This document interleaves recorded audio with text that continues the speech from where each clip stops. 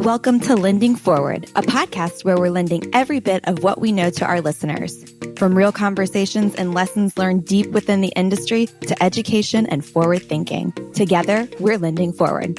And as always, don't forget to subscribe to our channels and connect with us on www.atlanticbay.com. Atlantic Bay Mortgage Group, LLC, NMLS number 72043, NMLSconsumeraccess.org is an equal opportunity lender located at 600 Lynn Haven Parkway, Suite 203, Virginia Beach, Virginia, 23452.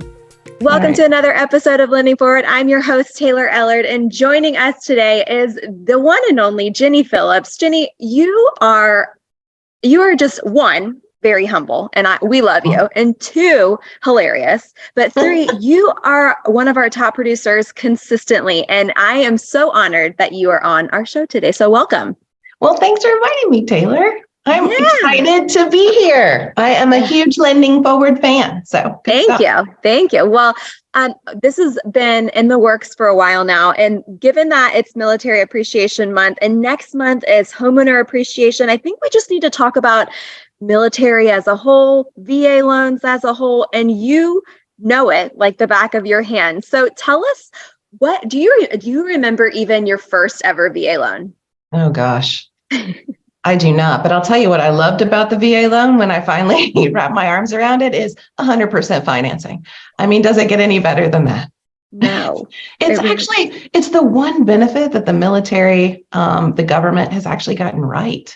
Right. You know, like it's an amazing benefit for our veterans. So good stuff. I know. And I read a statistic the other day that was like 1 in 3 veterans, whether they're active military or retired, only 1 in 3 know about a VA loan and the benefits. Isn't that crazy? That is crazy.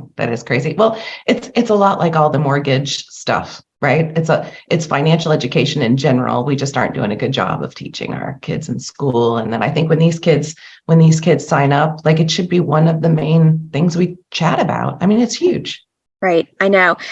Awareness is everything. And, we're the experts, right? Like you're the ones being able to educate, but it isn't talked about enough. So to your point, I think sometimes with sellers, when they're selling their home and they see a VA come through or they, compare to a conventional or what have you, how are you coaching agents right now, specifically listing agents, so they know when they get a VA loan in, what are the benefits? So, if we're being honest, as a listing agent, I think if they had to pick between a VA loan and a conventional loan, they're 100% going to want to try to go to the conventional option because there's this misconception that the conventional appraisal, right, is going to be a little more lenient in terms of value. It's going to be a little more lenient in terms of repairs. But I got to tell you, I think VA appraisals, first of all, it's a bad rap. There are so many different measures along the way. For example, if the VA appraisal is coming in, let's say the appraiser is having a hard time coming up with value, there's something called the Tidewater Act. It's actually named after our area. Did you know that? No. It's called the Tidewater Act because of Tidewater, Virginia. And it's because we have so many different pockets and everything is valued so uniquely in our area because of all the different waterways and types of land, all that sort of fun stuff, that the appraiser actually has to issue the Tidewater Act, which gives both of the agents an opportunity. It gives them 48 hours to come up with additional comps, right? So help me come up with value. Now, when the Tidewater Act is done, we don't know what the value is going to be. We don't know how low it's coming in or if it's going to come in low, but he or she is just giving us a heads up to, hey, step up. You listed this property. Tell me how you came up with that value, which, hey, who doesn't want that? Right. And you don't get it with a conventional loan and you don't get it with an FHA loan. They just say, here's the value. So that's the first thing I tell them. The second thing is if you're concerned about repairs, because that's the other thing that most listing agents are concerned about, because conventional loans are a little more lenient when it comes to health and safety, that sort of thing, that the veteran has the right to ask for a repair waiver. And we've had a lot of success with that. Things like handrails and window seals being the seal of the window being broken, that sort of thing. Like if the veteran plans to do their own aesthetic handrail or replace the windows with something that they choose, that they can we can put together a waiver, they can sign it, we can submit it. They let us know within 48 hours if it's waived. So we've had a lot of success with it. And I just think because we're surrounded by military, there's so much experience with VA loans that it would be an injustice not to give them the same at bat, Absolutely. I think that it's just, you said it. It's one thing that the government did right. I think that's huge for folks, and it's such an incentive, and it's not a one-time use, right? Explain a little bit about that. So VA entitlement is a thing, and there's two different tiers of VA entitlement. I think the misconception is you have your VA loan, you get it, and you only have it once, and that's it. And that's not the case, right? So the first thing is you at 100%, it's 100% financing. There's no limit, so you can go to whatever if you don't have another VA loan. So that's the first, what? That's amazing. Yeah. Second thing is you can hold 2 VA loans at one time. It just depends on how much entitlement you have tied to that first property. We would pull a certificate of eligibility. We'll do the calculation. There's a formula based on what the conforming loan limit is in the area to tell us what the next tier at 100% financing is. But you can also put money down, and it's not a dollar for dollar difference, right? So there's a formula. So it's possible to have 2, maybe even 3 VA loans at one time. It's a great way to build wealth through home ownership, because as they live in an area and they PCS or outright, they can keep that property, turn it into a rental, buy another property, turn that into a rental, buy another property. It just depends on how much their entitlement is, right? That's tied to each one. And then we would do that formula based on the new area that they want to purchase in and what the conforming loan limit is. And that kind of feeds into that formula. But the other cool thing that a lot of people don't know is that if you want to buy another property, especially in this market, right, where having a home sale contingency just isn't really going to fly, you can have that home that you're departing, as long as it's your departure residence. You can count rental income on that property as long as you have a rental analysis without having a lease. Nice. So I can offset that mortgage. They can buy a new mortgage without having to worry about, because that's the juggle, right? It's how do I find something and without being homeless somewhere in between. So it's just a really good, I think sometimes listing agents hate that it's 100% financing too. They somehow think that means that they're less qualified. Right. And it just means they have more money for an appraisal guarantee, right? That's wild. Well, what are those other, and it in and out, what are the other misnomers with a VA loan?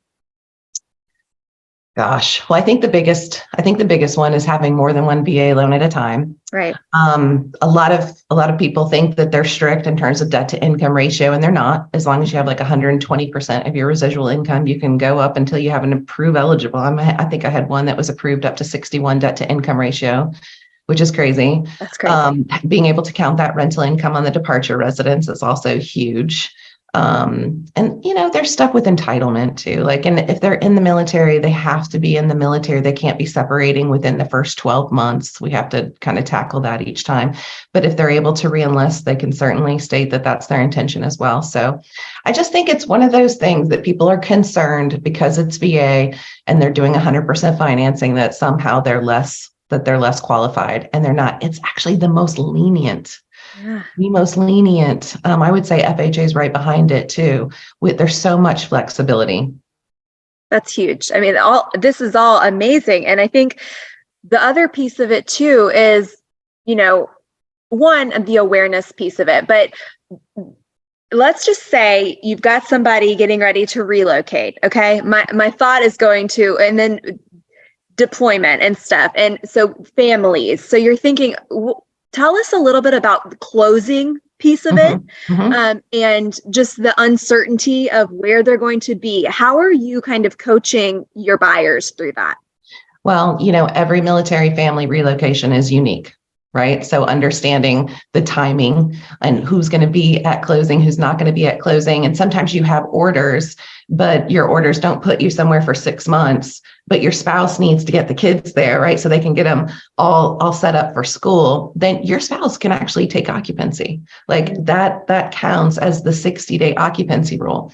If you have someone who's going to be at closing, let's say a spouse is going to be there at closing, but the actual active duty person is not, and they're deployed, there's all sorts of power of attorney opportunities. There's specific power of attorney. We now can do RON closings where everything's remote.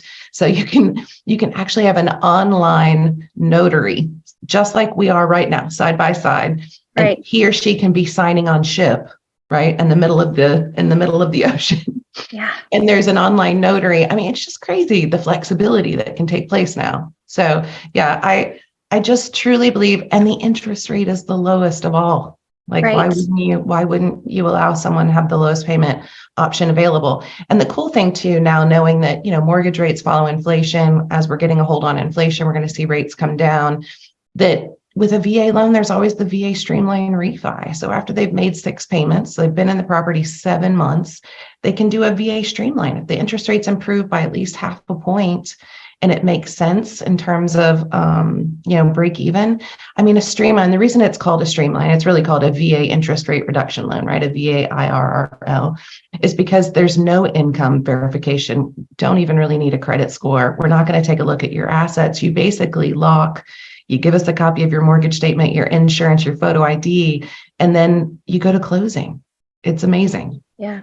Yeah. So again, they couldn't make it more easy. No, they really couldn't. Well, tell us, if you had to say why you love VA loans, what would you say? Well, I'm a military brat myself, right? So all of my parents were military. So it's close to my heart. I believe in helping our veterans. But again, I love it because it's the most flexible.